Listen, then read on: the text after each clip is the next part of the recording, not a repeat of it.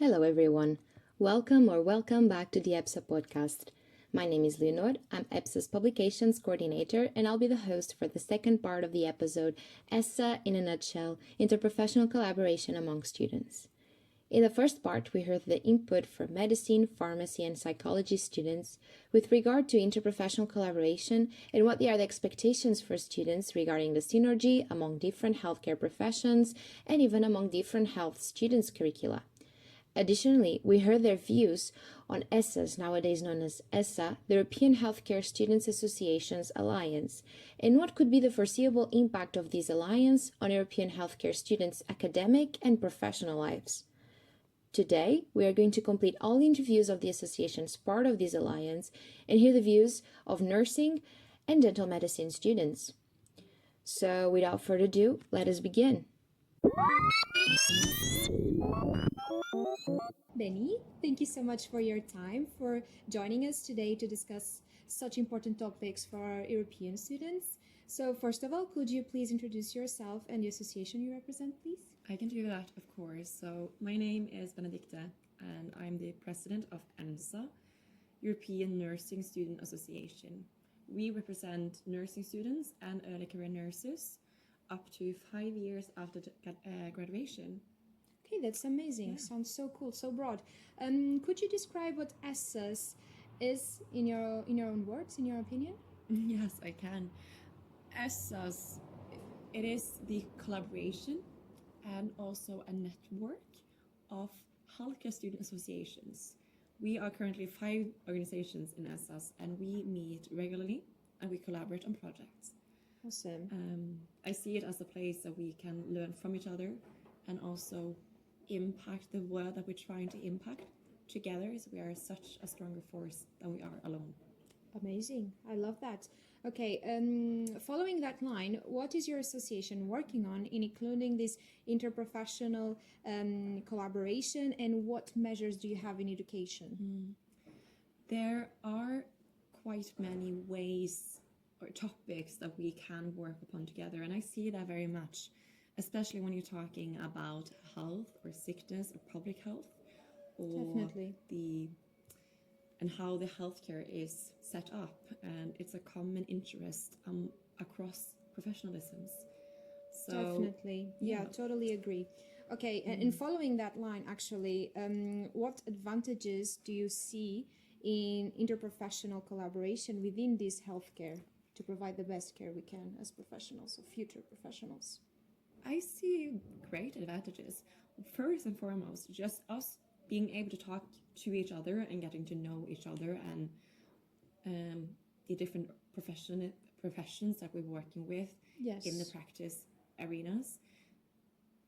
It makes us much warmer and have so much more compassion for our colleagues that we don't work directly close with. A bigger understanding of other people's... It is very typical that you have roles. sort of stereotypical views of another profession that you're not part of. People say, oh, doctors are like this and nurses are like that. And, it breaks that stigma that sometimes appears. The stigma breaks. Yeah. Exactly. The stigma breaks by us actually starting to work together. And suddenly we see that we have been affected by the same kinds of problems, either in the same way or different ways. And suddenly we learn, I learn more about the healthcare because I understand more how it affects others. I start seeing the healthcare outside of just a nursing perspective, but I can see it out of the perspective of others. Yeah, it deepens your knowledge and changes your perspective, right? And I think that's important for individuals, for organizations, for the study programs to reflect and acknowledge. And then when we have interprofessional collaboration in organizations in a bigger aspect, we can impact the how the world is much bigger. We can be even more listened to by the stakeholders that we're trying to broaden our horizons to connect even. with. Okay, thank you. I totally agree with you. And on that note, our curriculums are in fact very distinct, but what do you think are the similarities that allow us to proceed to this interprofessional collaboration? Because we are all healthcare students, so there should be something that still allows us to connect. During my nursing course, we had simulation with medical students from another city that came to my city, and we had a day of collaboration together on acute situations, more about the interprofessionalism. And that was really interesting. And I learned quite a lot about myself and my own professional identity around that. They did as well. And we started to break down the stigma that we mentioned earlier. That's such amazing practice. So doing simulations like that, where the educational institution is facilitating communication and connection between the professional students, I think that is very, very important. Definitely, totally agree. And now that we touched the topic of students, what do you think ESHAs will bring into the table in terms of representing our students, European students? What are the main advantages that ESHAs can bring? It is that we can together learn from each other, but also together go into projects that we want to initiate together. And we have already a really huge event planned where we will invite students to come together and learn about so many incredible things, but it's still in the planning process. It's a summer university. 2024 will be hosted in Portugal, and any student part of ESHA's individual students can come. Consider yourselves invited. I would recommend it greatly. I'm going. And then we are also talking about how we can collaborate on statements and different other things that we can submit or go out there with. And we are already collaborating on research. So Definitely. all of this is what we can do. And when we're able to do that, we are impacting the world. But also, as us collaborating gives an opportunity for students who like to engage and be active, which you should. When you're a student, you should be active in your own profession, in your own community. You should join your association, and you should join maybe ESHAs. You could as well learn, and you could join to change the world. Definitely. And that's what ESHAs gives. Yes, totally. I think that you summed up quite nicely, actually, in that statement. And yeah, thank you so much again for your time. It was lovely to talk with you about these amazing topics. Likewise. And I'm certain that our students will be very keen into learning more about ESHAs moving on. And yeah, thank you so much for your time. Likewise, thank you. Welcome. Ivan, thank you so much for spending a couple minutes with us to discuss how ESHAs is working regarding collaboration between associations in Europe. But now let's start. Could you introduce yourself and the association you represent, please? Yes, of course, and thank you so much for having me. So I'm Ivan Demyanov, and I'm the current VPX, which is Vice President of External Affairs for ETSA.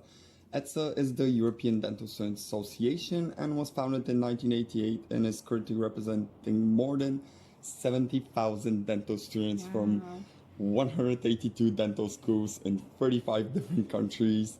That's which, amazing. thank you. We try our best.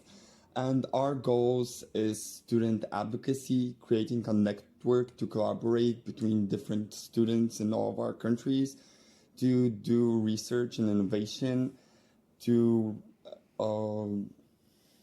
provide access and inclusivity to all of our members, to promote oral health to the general public, and of course to have fun.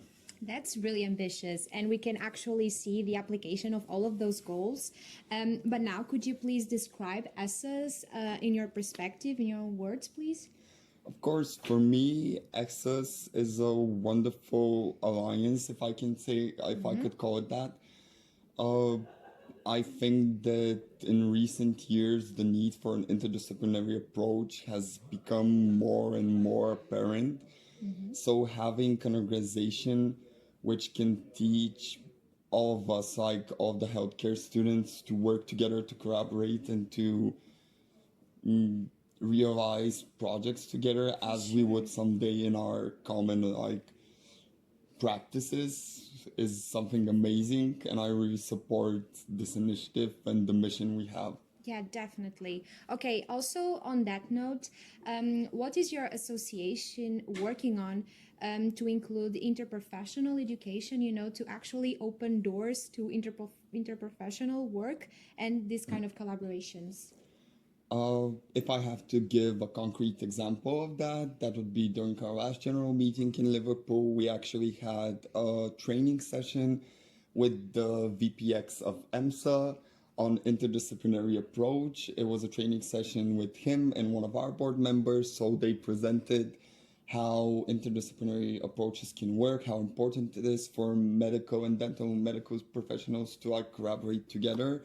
And I think that's valid for every association member of EHSAA, Yeah, that's because wonderful. even like for pharmacy students, you are the people who are most in tune with how medicine works, how Yes. like In drugs fact. not only made but how they interact. And we as dental professionals, we study more our practical parts, Yes. our own like work, but then sometimes we forget how important the medicines we use, the treatments, and if we don't have your support, we can do like big mistakes with long lasting damages on the health course. of individuals. So having your help, having like the medicine students help, the nurses help, the psychologists, it's so important to us so we could have this general, so we could provide general help to the patient, like the actually, best yeah, the best. healthcare possible. Definitely. Thank you so much for giving us your view.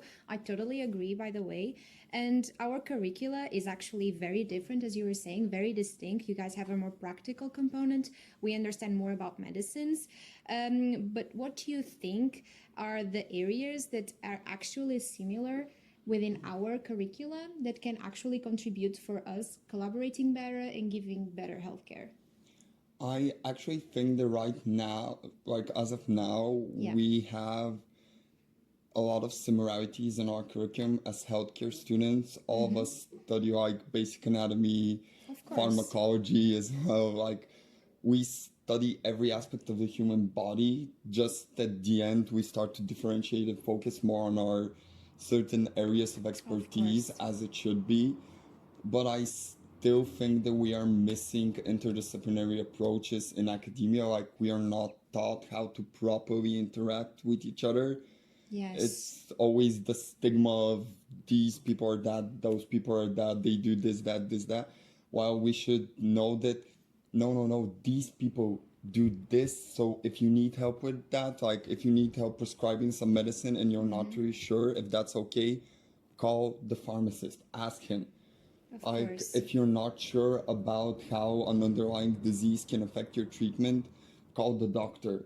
If you're having a hard time psychologically like communicating with the patient, there is a psychiatrist who you can always call.